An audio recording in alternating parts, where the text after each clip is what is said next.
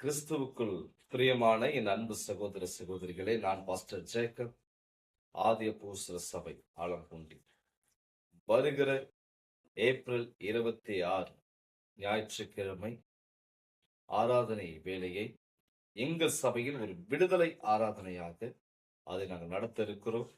உங்களுக்காக விசேஷமாக பல வருட போராட்டத்தில், கண்ணீரில், வியாதியில், சாபங்களில் வாழ்ந்து கொண்டு என்னைக்கு என்னுடைய வாழ்க்கையில ஒரு மாற்றம் வரும், ஒரு விடுதலை வரும் என்று காத்து கொண்டிருக்கிற உங்கள் ஒவ்வொருவருக்கும் ஆண்டவர் கொடுக்க ஒரு அருமையான சந்தர்ப்பம்.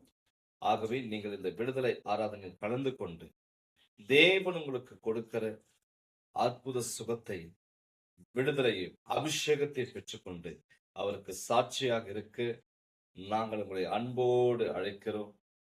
விசுவாசத்தோடு வாருங்கள், விடுதலை பெற்று செல்லுங்கள், தேவனுக்கு சாட்சியாயிருங்கள், தேவனுடைய நாமத்தை உயர்த்துங்கள்.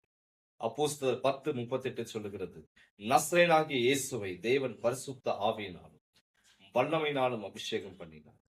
தேவன் அவரோடு கூட இருந்தபடியினால் அவர் நன்மை செய்கிறவராய், பிசாசின் வல்லமையில் அகப்பட்ட யாவரையும் குணமாக்குகிறவராயும் சுற்றி திரிந்தார்.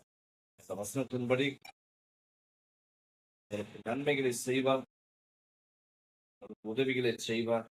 ஆகவே நீங்கள் கவலைப்படாது. கர்த்தர் பெரிய பெரிய காரியத்தை செய்வாராக. வருகிற ஏப்ரல் 26 நாங்கள் உங்களை சந்திக்கிறோம். தேவனுடைய நாமம் மகிமைப்படுவதாக. ஆமென்.